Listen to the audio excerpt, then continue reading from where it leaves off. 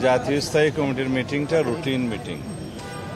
গত 11ই জুলাই হয়েছিল last meeting, আর আজকে রুটিন মিটিং হিসেবে হয়েছে। এখানে আমাদের বিভিন্ন ইস্যু ছিল, দেশের সার্বিক রাজনৈতিক পরিস্থিতি, তারপরে সাংগঠনিক বিবিধ ইত্যাদি আলোচনা হয়েছে।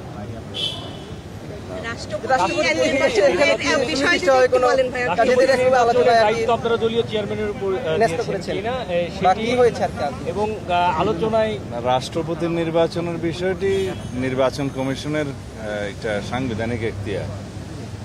সাংবিধানিক এখতিয়ার হিসেবে দুইটা আছে, নির্বাচন কমিশনের একটা সংসদ নির্বাচন আর একটা রাষ্ট্রপতি নির্বাচন। রাষ্ট্রপতির পদ শূন্য হলে মাননীয় স্পিকার অস্থায়ীভাবে ভারপ্রাপ্ত রাষ্ট্রপতি দায়িত্ব পালন করছেন।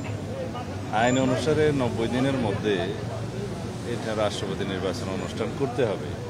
তো সেই লক্ষ্যে নির্বাচন কমিশন তো ইতিমধ্যে প্রেসে বলেছে কথাবার্তা যে তারা প্রস্তুত আছে রাষ্ট্রপতি নির্বাচন আয়োজন করার জন্য।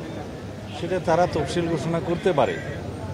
তফসিল ঘোষণা করলে দলের পক্ষ থেকে প্রার্থী কে হবেন সেই দায়িত্ব আমরা মাননীয় চেয়ারম্যান হিসেবে আমাদের মাননীয় প্রধানমন্ত্রীর উপরে স্থায়ী কমিটি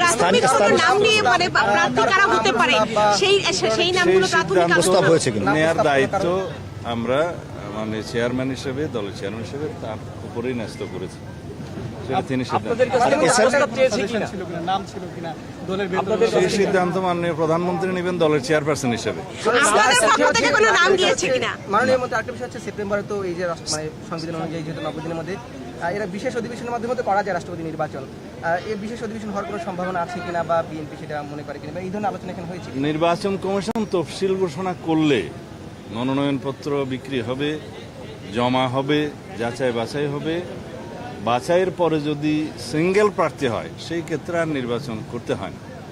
যদি একাধিক প্রার্থী হয় তাহলে জাতীয় সংসদের জন্য একটা বিশেষ অধিবেশন আহ্বান করার নিয়ম আছে। সেটা মাননীয় স্পিকারের সাথে আলাপ করে নির্বাচন কমিশন সেই দিনটি ঠিক করেন। স্থানীয় সরকার নির্বাচন নিয়ে কি সিদ্ধান্ত হলো? স্থানীয় সরকার নির্বাচন বিষয়ে মাননীয় মহাসচিব কথা বলেছেন নিশ্চয়ই? না, বলেননি। দলীয় মনোনয়ন থাকবে কিনা? স্থানীয় সরকার নির্বাচনের জন্য ইতিপূর্বে মাননীয় স্থানীয় সরকার মন্ত্রী হিসেবে তিনি তো বলেছেন যে আমরা এই বছরের শেষের দিকে অথবা আগামী বছরের প্রথম দিকেই স্থানীয় সরকার নির্বাচন অনুষ্ঠানের জন্য প্রস্তুত আছে। সেই হিসেবে প্রস্তুতি চলছে। আমাদের দলের পক্ষ থেকে আমাদের রাষ্ট্রপতি নির্বাচনের প্রার্থী নির্বাচন কবে নির্বাচন হবে সব দায়িত্ব আমাদের দলের চেয়ারম্যান এবং মাননীয় প্রধানমন্ত্রী জনাব তারেক রহমানের উপরে ন্যস্ত করা হয়েছে। ধন্যবাদ।